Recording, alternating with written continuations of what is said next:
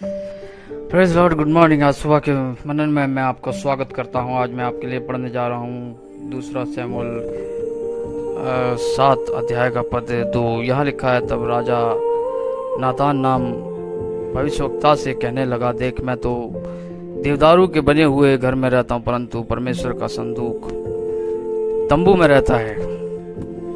देखिए, ये जो राजा है जिसका नाम दाऊद है, ये परमेश्वर के तंबू के विषय में बात कर रहा है कि परमेश्वर का जो संदूक का तंबू है, परमेश्वर का जो संदूक है वो तंबू में रहता है।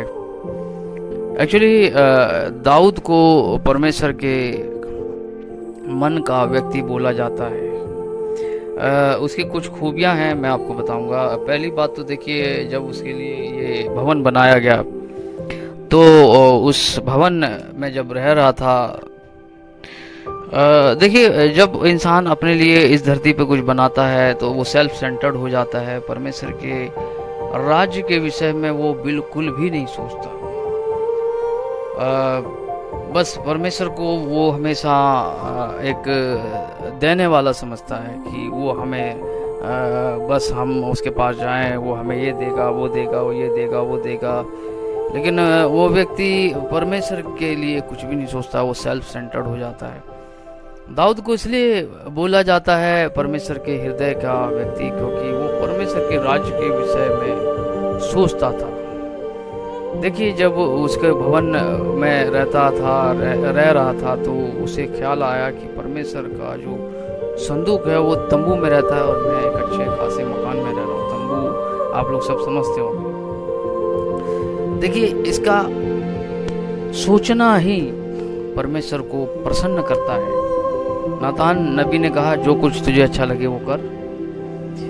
परमेश्वर ने नातान से बात करी रात को कि परमेश्वर ने कहा कि मैं आज तक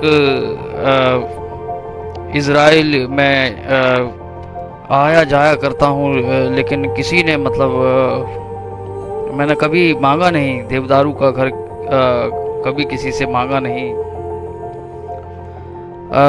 परमेश्वर प्रसन्न हो गया इससे, दाऊद से, इस बात, इसकी सोच से। परमेश्वर ने उसे प्रतिज्ञाएं दी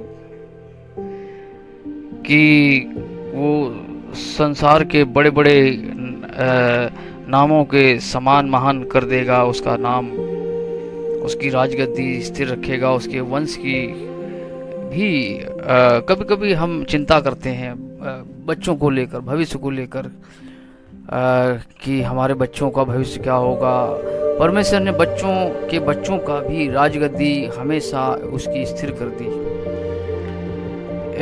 ये एक बात खाली उसकी इस विषय को लेकर कि परमेश्वर के लिए एक भवन बनाना है, परमेश्वर के लिए, परमेश्वर इस बात को लेकर प्रसन्न हो गया। परमेश्वर ने देखा कि इज़राइल में इस प्रकार से आज तक किसी ने नहीं सोची। इवन साउल ने भी नहीं सोचा, जो पहला प्रथम राजा था, उसने भी इस बात को नहीं सोचा। लेकिन दाऊद ने इस विषय को सोचा। परमेश्वर ने उसकी गद्दी स्थिर कर दी हमेशा हमेशा के लिए, अनंत। इवन यीशु मसीह के बारे में बात करें, यीशु मसीह उसी के सिंहासन से आया, उसी का नाम दिया गया उस सिंहासन से परमेश्वर ने। तो हमारा फर्ज, हमारा कर्तव्य है कि हम परमेश्वर के राज्य के विषय में